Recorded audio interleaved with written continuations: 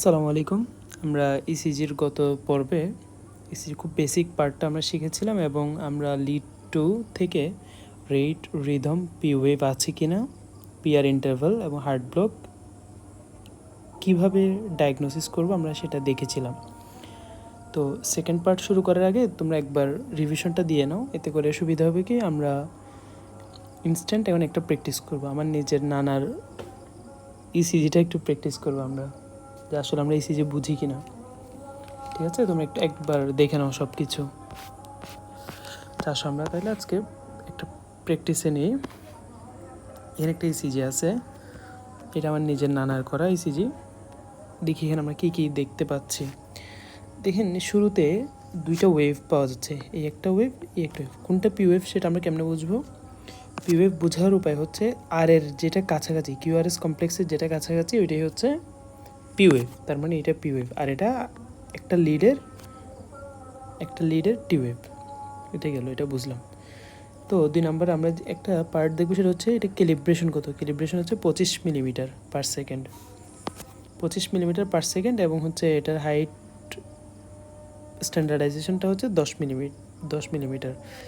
এই যে স্ট্যান্ডার্ডাইজেশন, আমরা প্রথমেই তাকাবো হচ্ছে এই দুইটা পার্টের দিকে। 3 নম্বরে তাকাবো আমরা 2 নম্বর লিডের দিকেই তাকাবো। 2 নম্বর লিডে একটু চোখ বোলায় যদি যাই, দেখা যাচ্ছে সবগুলা কিউআরএস কমপ্লেক্সের মধ্যবর্তী দূরত্ব মোটামুটি সেম মনে হচ্ছে, তাই না? এটা সেম বোঝার জন্য আঙ্গুল হিসাব করলেও হয়, যে একটা আঙ্গুল বসাই দেখতে পারেন। যদি আপনার মনে করেন যে আপনি বুঝতেছেন না, সেক্ষেত্রে একটা আঙ্গুল হিসাব করে যাইতে পারেন। তার মানে এটা রেগুলার। তারপর পি ওয়েভ আছে কি না, পি ওয়েভ আছে। এখন আমি যদি জুম করি, তাহলে এই যে এটা হচ্ছে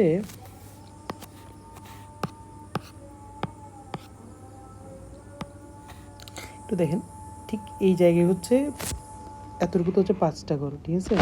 তাহলে দেখেন তো আপনি এখান থেকে যদি শুরু করেন আর এখানে যদি শেষ করেন, এখানে হয় কয়টা ঘর? প্রায় 5টা ঘরেরও কম বা 5টা ঘরের মতোই। অর্থাৎ পি আর ইন্টারভ্যালটা হচ্ছে 5-এর মতো, 5-এর বেশি না। সুতরাং এটা হচ্ছে নর্মাল। 5-এর কম, যদি 5-এর বেশি হতো তাহলে আমার এটা কনসার্নিং ছিল, তাই না? সুতরাং আমার এটা টেনশন নেই, আমি একবার চোখ বলে নিব। আচ্ছা, 5-এর বেশি না এটা। তারপর আর কি দেখা যাচ্ছে, এখন যেহেতু রেগুলার রিদম, এটা রেগুলার রিদমে আমরা এখন আর ওয়েভ মানে কয়টা আছে দেখি। তো আর ওয়েভ বের করার নিয়ম হচ্ছে দুইটা ঘরের মাঝখানে কতটা মানে দুইটা আরের মাঝখানে কতটা লার্জ বক্স আছে এটা দেখা যায়, অথবা কতটা স্মল বক্স। স্মল বক্স হলে 1500 দিয়ে ভাগ করব, আর লার্জ বক্স হলে 300 দিয়ে ভাগ করবো। আরেকটা শর্টকাট টেকনিক আছে, এটা আমার কাছে আরও ভালো মনে হয়। আপনি যদি লার্জ বক্স 5টার বেশি পান তাহলে বুঝবেন ব্র্যাডিকার্ডিয়া, আর যদি 3টা বা তার কম পান তাহলে বুঝবেন ট্যাকিকার্ডিয়া। আর 3 থেকে 5-এর ভিতর থাকলে তার মানে হচ্ছে নর্মাল। এখানে দেখা যাচ্ছে প্রায় 4টার ওইদিকে, সুতরাং এটা নর্মাল বোঝা যাচ্ছে। আরেকটা টেকনিক্যালি করা যায়, সেটা হচ্ছে আমরা এটা আপনাকে একটু শিখে রাখি। দেখেন এইখানে এই যে লম্বা একটা দিছে না, এটা বলে রিদম লিড। রিদম লিড এটা পুরোটা 10 সেকেন্ডের থাকে, 10 সেকেন্ডের। তাহলে 10 সেকেন্ড আমরা জানি হার্টবিট হিসাব করা হয় 1 মিনিটে। 1 মিনিটে কতটা বিট দেয়, তাহলে 1 মিনিটে যদি আমরা হিসাব করি, এখানে যেহেতু দিচ্ছে 10 সেকেন্ড, তার মানে আমি এটার সাথে 6 গুণ করলে 60 সেকেন্ডেরটা পেয়ে যাবো, তাই না? দেখেন 10 সেকেন্ডে কয়টা পাই? 1 2 3 4 5 6 7 8 9 10 11। তাহলে 11টা আছে এখানে। তাহলে এটার সাথে 6 গুণ করলে 6 11 66। দেখেন ওনার হার্টবিট হচ্ছে 67। আপনি এটা রেগুলার রিদমে যেমন করতে পারবেন, আপনি ইররেগুলার রিদমের জন্য এই টেকনিকটা অ্যাপ্লাই করতে পারবেন। একদম যে স্ট্রিপটা থাকবে রিদম স্ট্রিপ, ওইখানে রিদম লিড, ওইখানে ওইটাতে যতটা পাবেন এর সাথে 6 গুণ করে দেবেন, তাহলে আপনি ইররেগুলারটাও পেয়ে যাবেন। ইররেগুলার বের করার টেকনিকটাও আমরা শিখে ফেললাম, ঠিক আছে? আমরা এর পরবর্তীতে একটা ইররেগুলার দেখাই। দেখেন এটা হচ্ছে ইররেগুলার, কেমনে বুঝছেন এটা যে ইররেগুলার? এই যে দূরত্বটা দেখেন, এখানে যত দূরত্ব এটা অনেক বেশি, আবার এটা আরও বেশি, এটা কম, এগুলো কম। বোঝা যাচ্ছে না এটা যে ইররেগুলার? ইররেগুলার আমরা যখন পাবো, তো ইররেগুলার বের করার জন্য অনেকগুলো টেকনিক আছে। যেমন এখানে একটা টেকনিক দেখানো হয়েছে যে আপনি 30টা লার্জ ঘর গুনবেন, গোনার পর 30টা লার্জ ঘরের মধ্যে কতটা বড় মানে কতটা আর পাবেন এটা গুনে, তো এটার সাথে আবার 10 গুণ করতে হবে। ওইটা একটু করতে পারেন, অথবা ডিরেক্ট যতগুলো আর পাবেন আপনি গুনতে থাকেন। তাহলে আমরা একটা পাইলাম, 2টা 3টা 4টা 5টা 6টা 7 8 9 10 11 12 13 14 15 16 17 18 19 20 21। তাহলে আমরা 21 পাইছি। 21-এর সাথে ডিরেক্ট 6 গুণ করে দেন, তাহলে 6 কে 6, 6 দুগুণে 12, তাহলে 126। ওনার হার্টবিট হচ্ছে 126, ঠিক আছে? আপনি চাইলে এভাবে বের করে ফেলতে পারেন। এটা একটা টেকনিক। আপনি ইররেগুলার এবং রেগুলার দুই ক্ষেত্রে এটা কাজে লাগবে, মানে কাজে দিবে ইজিলি। রাফ একটা আইডিয়া পাবেন। আপনি আর যদি একদম নিখুঁত করতে চান সেক্ষেত্রে স্মল বক্স লার্জ বক্স দিয়ে আপনি করতে পারেন। আমরা শুধু ব্রাডি আর টেকি এটা বুঝতে পারবো। এখন যদি পি ওয়েভ থাকে তাহলে, এবং যদি সেটা রেগুলার হয়, রিদমটা যদি রেগুলার হয় তাহলে সেটা বলা হয় কি সাইনাস, ঠিক আছে, সাইনাস রেগুলার, তাই না? আচ্ছা, এখন যদি এমন হয় যে সেক্ষেত্রে ব্রাডিকার্ডিয়া রেট, মানে সাইনাস শব্দটা হচ্ছে যে P wave present, P wave থাকলে হচ্ছে সাইনাস বলবো আমরা, সাইনাস। এখন ধরেন পি ওয়েভ আছে আবার সাথে ব্রাডিকার্ডিয়া, তাহলে বলবো কি সাইনাস ব্রাডিকার্ডিয়া। পি ওয়েভ আছে, সাইনাস রিদম একটা পেলাম, সাইনাস রিদম, সাইনাস রিদম মানে হচ্ছে রিদম রেগুলার। আচ্ছা, এগুলো একটা বললাম কি সাইনাস ব্রাডিকার্ড, এটা সাইনাস টেকিকার্ডে। আপনি শিখে নেবেন সাইনাস ব্রাডিকার্ড এবং টেকিকার্ডের কজেসগুলো কী কী, ফিজিওলজিক্যাল কজ আছে, প্যাথোলজিক্যাল কজেসও আছে। ড্রাগেরটা দেখবেন কমপ্লিট হার্ট ব্লকে হচ্ছে কি ব্রাডিকার্ডে হয়, মাথায় রাখবেন, এটা খুব বেশি ইম্পর্টেন্ট। তারপর হচ্ছে অ্যাকিউট ইনফেরিয়র এমআইয়ের ক্ষেত্রে ব্রাডিকার্ডিয়া, কিন্তু অ্যান্টেরিয়র এমআইয়ের ক্ষেত্রে কী হয়, অ্যান্টেরিয়র এমআইয়ের ক্ষেত্রে টেকিকার্ডিয়া। এটা একটু দেখে নেবেন, সালবিউটামল, অ্যাট্রোপিন, এগুলো অ্যাড্রেনালিন, থাইরোক্সিন, এগুলো আমরা দিলে টেকিকার্ডিয়া হতে পারে। তাহলে আমরা এইখান থেকে আর কি কি পাওয়া যায় আমরা দেখি। যেমন আমরা যা কিছু পড়েছিলাম, পিয়ার ইন্টারভ্যালটা দেখে নিছি। পিয়ার ইন্টারভ্যাল হচ্ছে 3-এর কম না, এটা 5-এর বেশিও না। সুতরাং আমার এখানে পিয়ার ইন্টারভ্যালে ওলফ, পার্কিনসন, হোয়াইটও না, আবার হার্ট ব্লকের দিকেও যাচ্ছে না। ঠিক আছে, তাহলে আমরা যে কয়েকটা ডিজিজ গতকালকে পড়েছিলাম সবগুলো আমার নানার এখান থেকে এক্সক্লুড করতে পারলাম। এরপর আসেন আমরা ইররেগুলার পাইলেও সেক্ষেত্রে আমরা কীভাবে সেটাকে হার্ট রেট কাউন্ট করবো এটাও শিখলাম। এখন দেখেন 2 নম্বর লিড থেকে আমরা আর কী কী জানতে পারি। আমরা এখান থেকে দেখি, এটা বলেন তো এটা রেগুলার কিনা নাকি রেগুলার। মোটামুটি দেখে বোঝা যাচ্ছে সবগুলো রেগুলার আছে, তাই না? এটা 2 নম্বর স্ট্রিপ। এটা আমাদের মেডিকেল থেকে, আমাদের সিসিউতেই আমি একটা পেশেন্টের পাইলাম। তো এটা আপনি একটু দেখেন সবগুলো রেগুলারই মনে হচ্ছে। তো রেগুলার মনে হলে আমরা কয়টা আছে আমি একটু গুনি। টোটাল 10 সেকেন্ডের, তো 1 2 3 4 5 6 7 8 9 10 11 12 13 14 15 16। তাহলে আমি 16টা পাইলাম। এর সাথে 6 দিয়ে গুণে 6 36, 36 6 আছে 3 6 6 3 9 96, তাহলে না, এটা হচ্ছে 96। 96 মানে হয় 100-এর কম আছে, তার মানে রেগুলার রিদমে আছে, সাইনাস রিদম। এখন কথা হচ্ছে এখানে একটা জিনিস খেয়াল করলাম যে আর ওয়েভগুলো নিচের দিকে চলে আসছে। এটা আর কোথাও দেখছিলেন এর আগ পর্যন্ত? দেখেন তো, আর কোথাও দেখছেন? কোথাও দেখেননি। এইখানে এসে আর ওয়েভ নিচে চলে আসলো।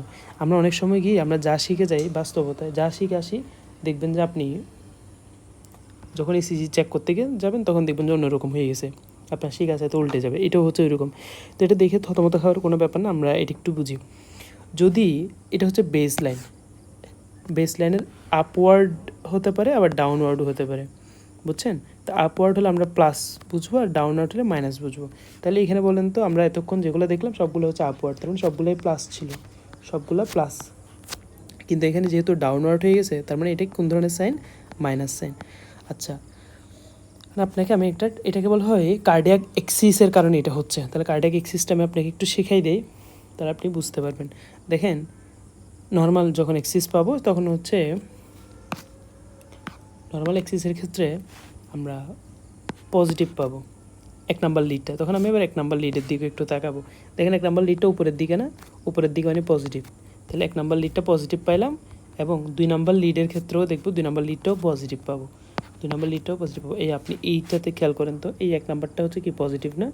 Positive positive positive. 1 নাম্বারটা আপনি পজিটিভ পাচ্ছেন, 2 নাম্বারটাও পজিটিভ পাচ্ছেন, এগুলো তার মানে এটা হচ্ছে নর্মাল এক্সিস। এটা কোন ধরনের এক্সিস? Normal axis. আপনি এভিএফ এরগুলো এখানে কী পাবেন? পজিটিভ পাবেন। রাইট এক্সিস ডেভিয়েশনের ক্ষেত্রে 1 নাম্বার লিডটা পাবেন নেগেটিভ, এবং 2 নাম্বার লিড বা এভিএফ পাবেন পজিটিভ। আপনি এটাতে আসেন, এটাতে দেখেন 1 নাম্বার লিডটা কি পজিটিভ, কিন্তু 2 নাম্বার লিডটা নেগেটিভ, তার মানে উল্টো হয়ে গেল না? উল্টো হয়ে গেল, তার মানে এটা রাইট এক্সিস ডেভিয়েশন না। তারপর লেফট এক্সিস ডেভিয়েশন চেনার উপায় হচ্ছে 1 নাম্বারটা পাবেন পজিটিভ আর 2 নাম্বারটা পাবেন নেগেটিভ। নেগেটিভ মানে কি? আচ্ছা, এবার এটা আমাদের সাথে মিলছে না? 1 নাম্বারটা পজিটিভ এবং 2 নাম্বারটা নেগেটিভ, তার মানে আমি এটা বুঝছি যে এটা দেখে যে এটা একটা কি কার্ডিয়াক লেফট এক্সিস ডেভিয়েশন। আমরা লেফট এক্সিস ডেভিয়েশনটাও পেয়ে গেলাম। তাহলে আমরা এখান থেকে রিদমটা চিনলাম, রেট চিনলাম, পিওয়েভ আছে এখানে। তারপর হচ্ছে এই যে এটা পিওয়েভ এখানে আছে। আবার এটার এক্সিসটাও আমরা ডেভিয়েশনটাও পেলাম। এখন আমাকে জানা লাগবে যে এক্সিস ডেভিয়েশনের কজেস কী কী। রাইট এক্সিস ডেভিয়েশনের কিছু কজেস আছে এবং হচ্ছে লেফট এক্সিস। আচ্ছা, রাইট এক্সিস ডেভিয়েশনের দুইটা কজ, একটা হচ্ছে ডেক্সট্রোকার্ডিয়া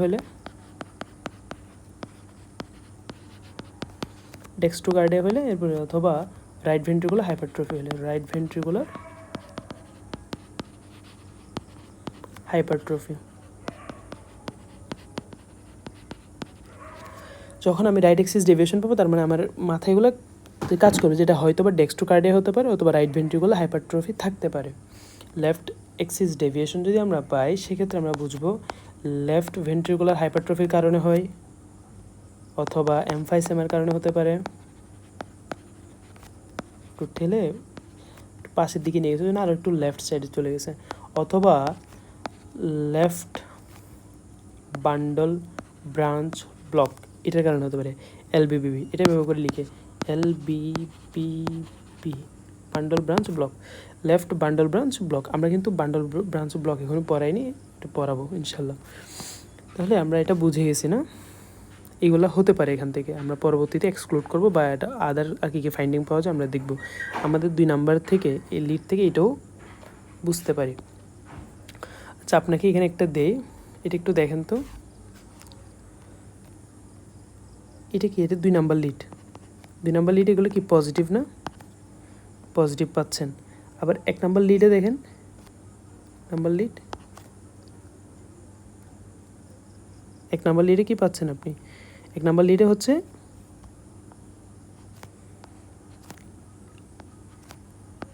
এটা একটু মাথায় রাখেন যে আমার 1 নাম্বার লিডের ক্ষেত্রে ধরেন এভাবে করে আছে, মানে আরটা আছে এবং এস, কোনটা বড় আমি দেখবো যে কোনটা বড়। যদি এভাবে থাকে অর্থাৎ আইসোইলেকট্রিক লাইন থেকে এসটা বড় মনে হচ্ছে, তার মানে সেটা নেগেটিভ, বুঝছেন? তার মানে এগুলো নেগেটিভ আছে, 1 হচ্ছে নেগেটিভ আর 2 হচ্ছে পজিটিভ। তাহলে এটা কোন ধরনের এ হবে? Right axis deviation, right axis deviation, right axis deviation, বুঝছেন? এরপরে আরেকটা ব্যাপার আপনি মাথায় রাখেন যে অনেক সময় হয় কি এমন পেতে পারেন, মানে আপনার মনে হবে জানি আইসোইলেকট্রিক লাইন থেকে উপরে যতটুকু নিচেও ঠিক ততটুকুই নামছে, তার মানে এটাকে বলে বাইফেসিক। এটাকে বলা হয় কি বাইফেসিক। বাইফেসিক এটা 2 নাম্বার লিডে পাওয়া যাইতে পারে, 2 নাম্বার লিডে বাইফেসিক পাওয়া যেতে পারে। বাইফেসিক পাওয়ার গেলে আমি যেভাবে চিনি সেটা, ধরেন 1 নাম্বার লিডটা আমি পাইলাম নেগেটিভ এবং 2 নাম্বার লিডে পাইলাম আমি বাইফেসিক, 2 নাম্বার লিডে পাইলাম কি বাইফেসিক।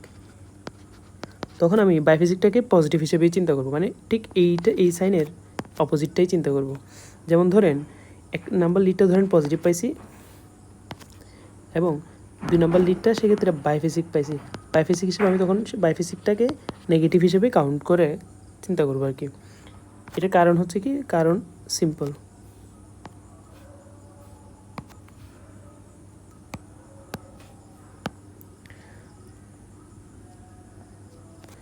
কারণটা আমি এভাবে করে চিন্তা করতাম যে আমি বাইফেসিকের, এটা অনেকগুলো আসলে রুলস আছে যে 3 নাম্বার লিড দেখা লাগে, এবিএফ দেখা লাগে, এবিএল দেখা লাগে।